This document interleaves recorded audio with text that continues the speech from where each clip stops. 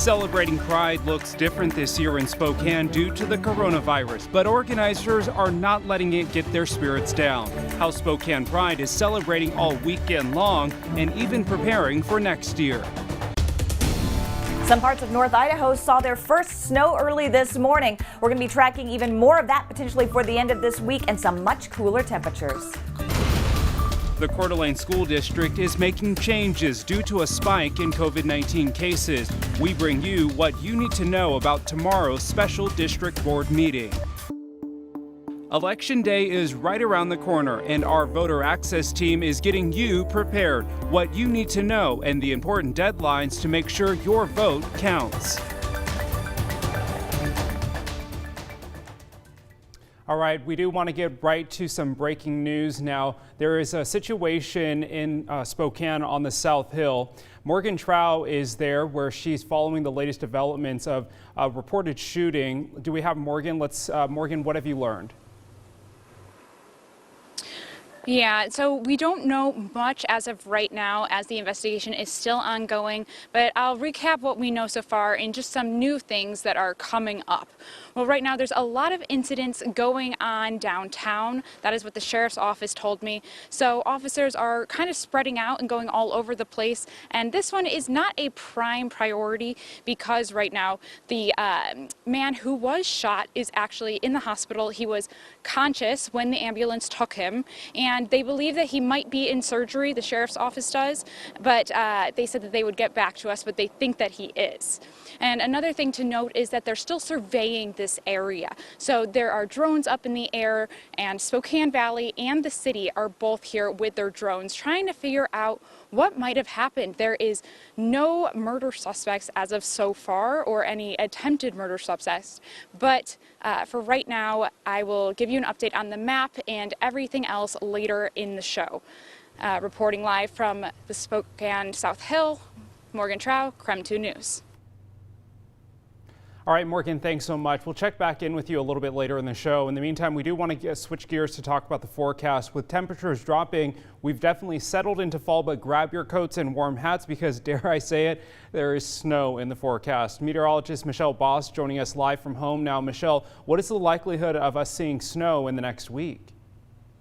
You know, I'm going to say it's only about a 30% chance for now, not because we're not thinking it's going to be cold enough. It'll certainly be cold enough. We'll just have to see if there's enough moisture to spit out some snowflakes by the end of the week. But we did already see our first snow in parts of North Idaho this morning. Here's a picture of Bonner's Ferry tweeted out by the National Weather Service from this morning. If you look on those grassy surfaces, you can see a little bit of the white stuff there. I think they got about an inch of snow, but temperatures hovering right around freezing meant the roadways were fine. Most of it melted on the roads, just a little bit accumulating on those grassy surfaces. Sandpoint also reported a little bit of snow this morning, and I believe there was also some snow out around Medellin Falls. Right now on satellite and radar, just a few lingering rain showers mainly across the Idaho Panhandle. Those will continue to move to the east, and any additional showers will likely just be over the mountains for tonight and tomorrow. But a huge temperature difference today. You can see the infiltration of a little bit of cold Canadian air in far northern Idaho, with Sandpoint seeing temperatures in the upper 30s. That's about as warm as they got all day today. 37 degrees, 39 in Libby.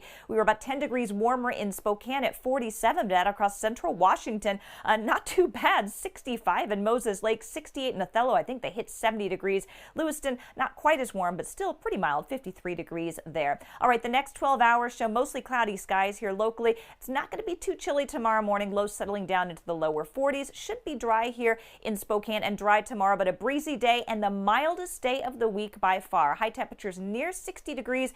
Got to be a little bit above average in the temperature department. Cooler on Tuesday, 53 with some sunshine, and will continue to go downward. Some showers on Wednesday, 50. It gets much colder for this upcoming weekend.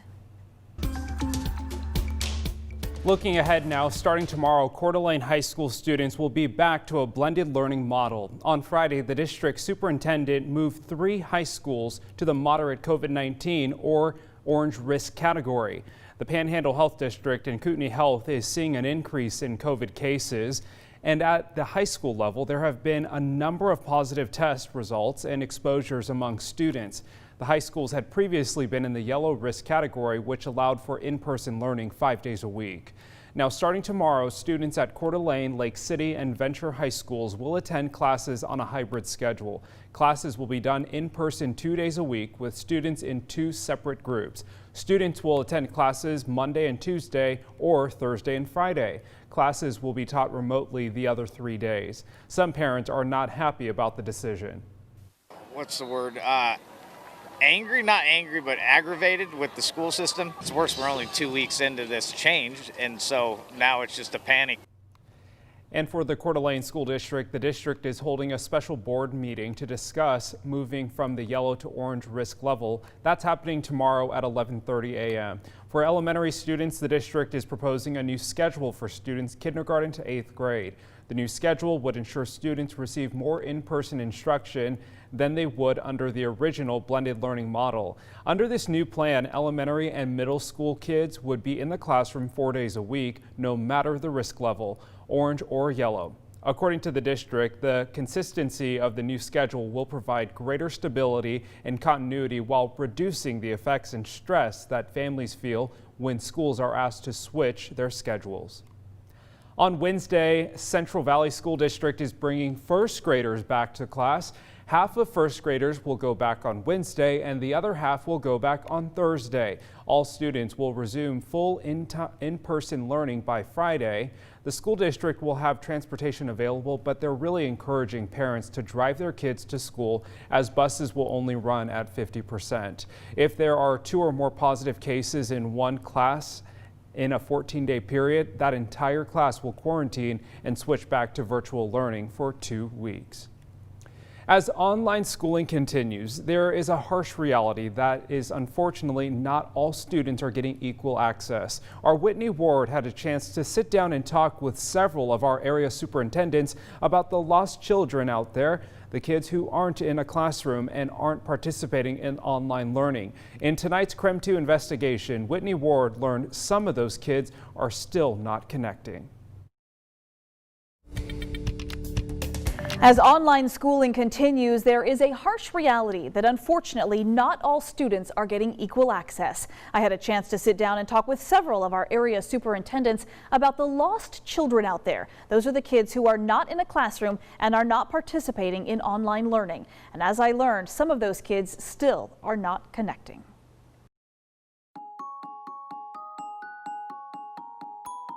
Connection. At its most basic level, it is attaching 2 things together. At a technical level, it's simply being able to link one device or network with another. But for people, connections are personal, emotional, and oftentimes much more important. And it was pretty miserable, those 6 months without the kid contact. Our batteries are refilled by the interactions we have with our students. And right now it's a challenge. Educators across Washington are still reeling after in-person classes shut down in the spring, and now there is a growing need to take education online. Our schools are the hubs of our neighborhood. They're the heartbeat of our neighborhood. And so we recognize that not having our school buildings open is going to require us to be very, very thoughtful, to do everything we can to make sure that those students get the support that they need. What was once considered optional in many households is now a necessity. Internet is all but required for kids of all ages to complete their assignments, hear lessons, and meet with their teachers. But the problem is some families simply don't have it. We have probably 12 to 15% of our students that have no connectivity whatsoever. Kettle Falls Superintendent Michael Olson says lack of internet is part of the reason why back in the spring, while many districts were struggling to go digital, they opted to go low-tech. We provided packets for students to work on at home. Elementary and middle school provided packets every 2 weeks. High school provided packets every 4 weeks. It seemed like a good idea at the time, but we really didn't know until the end of that 4-week period what level of participation we were actually going to see within the packets. Hindsight's always 20/20, and in conversations with the high school principal, they regretted doing a 4-week chunk, because by the time you find out which kids aren't engaging, you're fair ways into end of the trimester. Keeping kids connected from a distance has become a serious challenge for districts all across eastern Washington, so much so that many schools simply stopped taking attendance in the spring. How did you handle those kids that did not engage? We ran 4 buses each day, Monday through Friday during the whole closure, and we had anywhere from 2 to 4 staff members, paras, teachers, me, on those buses. So we made the kid contact every day. And some it was from a distance and some it was up close. Jake Dingman is the superintendent in Oakesdale. Connectivity out on the Palouse is less of a problem than in Kettle Falls because he says most kids had internet access of some kind at home. Still, it wasn't a guarantee that kids would log on. We had pretty strong connections with every kid, even those that weren't as engaged online. We could still say, hey, I noticed you haven't signed on in a few days, or we haven't seen your face on Zoom in a few days, or I haven't received last week's packet back from you. Let's get on it. Did you find that it was easier because you know most of these families very personally? That's a huge advantage we've got down here is we go straight to their house. So Yeah, harder to get away. yeah, they can't hide from us. So. Now, Oakesdale students are back in the classroom now, but I wanted to take a closer look at our local districts just to see how many public school students did not participate in distance learning last spring, because many districts are still doing digital learning now. And you can take a look and see at this graphic that Oakesdale and Colville both reported about 4 to 5% of kids who simply did not engage. That number goes up to 15% in Kettle Falls, 14% in Spokane Public Schools, and a full 20% both in Quincy as well as in Meade, although Meade did tell me they got it down to about 10% by the end of the year. Across the country, it can be as high as 50 to 60%. That's in schools that have higher poverty rates. And in those more affluent districts, the numbers can be close to 0. And back here in the Inland Northwest, it is very clear that poverty is one of our biggest obstacles as well. Districts with higher poverty rates quite simply have more kids who are unconnected, kids who may also be more at risk for neglect, food insecurity, abuse, or worse. You said that when it first started to become apparent that schools were going to be moving online, you went classroom by classroom to figure out who might be at risk. You said of becoming invisible. What were some of those red flags that you were worried about? So it could be a family I know that really is struggling financially, families that have open CPS cases, kids that are receiving mental health services through our therapist, kids who are on my behavior interventionist caseload, just kids maybe that I know have been acting out or having, really presenting different mental health within the building that I know we're going to need extra support. Madeline Sells is a counselor for about 350 students at Grant Elementary in Spokane. How many did you come up with on that list that you considered at risk? Probably around 50. And you said there's at least one family that you still haven't been able to establish contact with. Mm-hmm. Yeah, and I even still ask about that. And they had a few kids at Grant, and none of us, in any of the teachers, interventionists, none of us have been able to reach that family. It's especially concerning with many teachers now only seeing their students on Zoom, and that's only if kids are showing up. In Spokane Public Schools, it is not required for students to turn on their cameras on their computers, making it that much more difficult to monitor a child's behavior and watch out for signs of trouble. What are you guys doing in this digital age now to still kind of be that safety net, even though it looks different than it has in the past? Yeah, well, there's no replacement for making that personal connection with kids. That has been at the very core of what we do for kids. That's not going to change. Just because we're in a distance environment doesn't change our values. It doesn't change our priorities. It means that we're going to have to be creative. Many districts, including Oakesdale, SPS, and Meade, are now providing Wi-Fi hotspots to families who otherwise couldn't afford it. And Kettle Falls has tried to do the same, but because of simple geography, it doesn't work for everybody. There's a lot of areas that have no internet capability. I mean, there just isn't a provider that has a cable going that direction. And if you have a cell phone, we have plenty of places that don't have cell phone coverage just because of the way the mountains block the signals. Olson is now working to get all kids in Kettle Falls back in the classroom by November, at least a few times a week, because until then he knows many may be on their own. Does that weigh on you personally? For sure. I have 760-ish kids.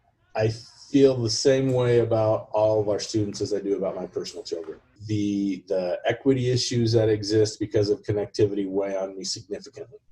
The equity issues that exist because of poverty levels weigh on me significantly. And he worries how long kids can stay unconnected. I feel for the students that want to come to school because that's their release, that's their safe place, that's their safe harbor in the storm. And right now they don't have that. Now, as of tonight, some Kettle Falls Public School students are already back in the classroom. They're mostly on an A-B schedule, and the goal is to phase the rest of them back up to 4 days a week by November. I also did reach out to the State Office of the Superintendent of Public Instruction, or OSPI, just to see how it is also helping local districts like Kettle Falls.